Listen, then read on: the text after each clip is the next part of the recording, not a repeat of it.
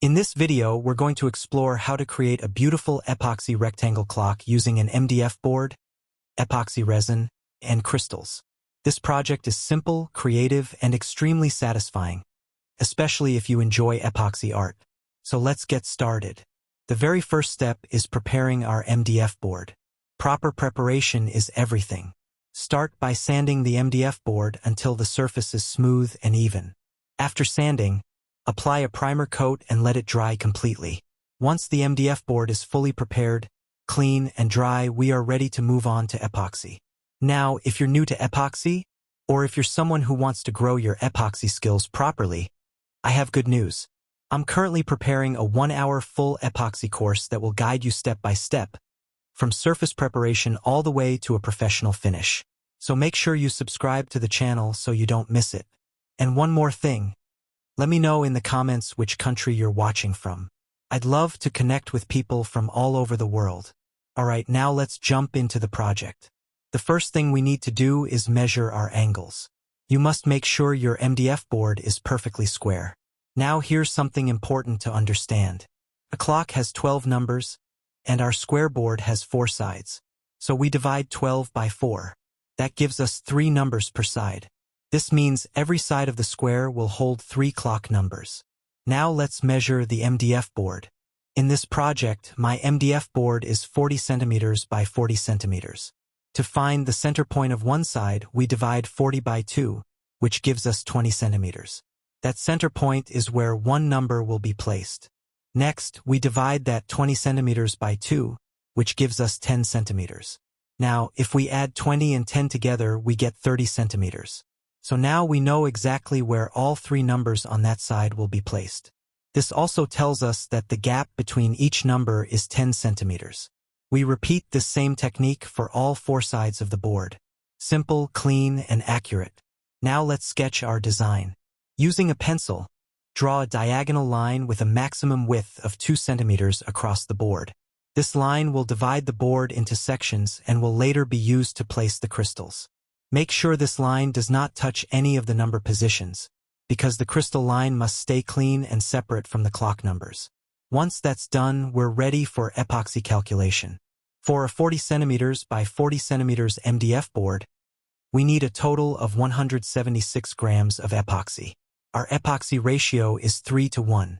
So that means Part A, resin 132 grams. Part B, hardener 44 grams. Measure both parts carefully using a digital scale. Accuracy matters here. Once measured, gently mix the epoxy slowly and steadily for at least 5 minutes. Mix calmly to avoid introducing bubbles.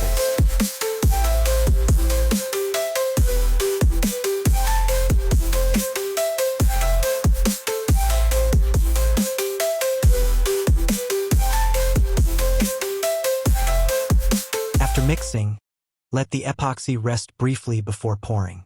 Now let's prepare our pigments. For this project, we'll use dark green pigment, fluorescent pigment, white gel pigment, black gel pigment. Prepare 6 cups. Pour most of the epoxy into 2 cups. These will act as the background colors for our separated sections. Pour smaller amounts of epoxy into the remaining cups. Now start mixing colors. Add black gel pigment to both main background cups. Mix dark green into 1 cup. Mix white into another cup. In 1 cup, add crystals and mix in a small amount of black gel pigment. Mix everything gently and thoroughly.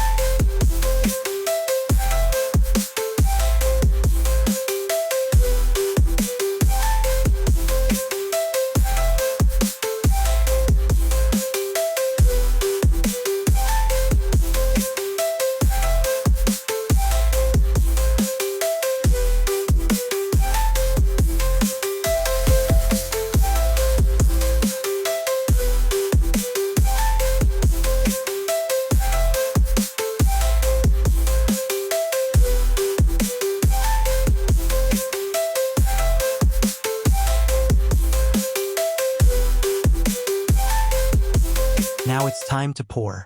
Start by pouring the black epoxy into one section of the board. Use a scraper to spread it evenly until the surface is fully leveled. Once leveled, pour a small amount of white epoxy along the edge of the black, following the crystal line.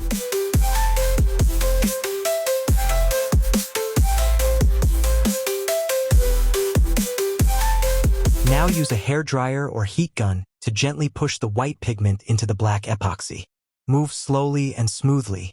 This creates a beautiful dark ocean effect.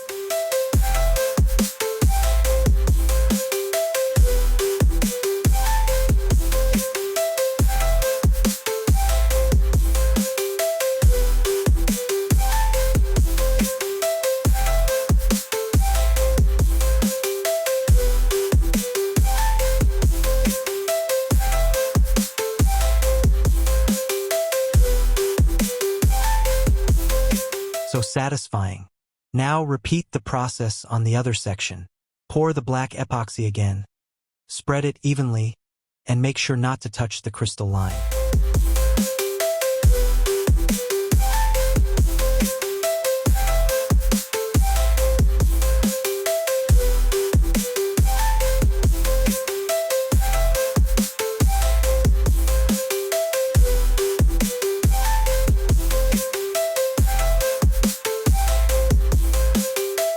Once leveled, start pouring the remaining colors. Begin with the fluorescent pigment, then add the dark green. Just like you see in the video, slowly push the pigments from one side to the other using gentle heat. Take your time here.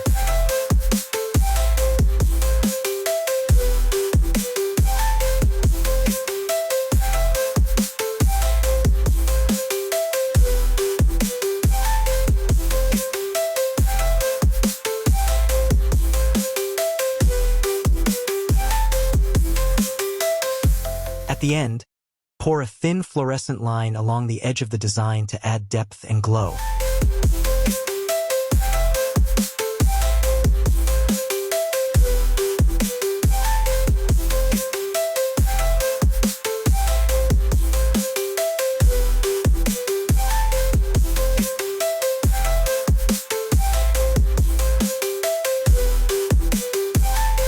Now for the final step, the crystals.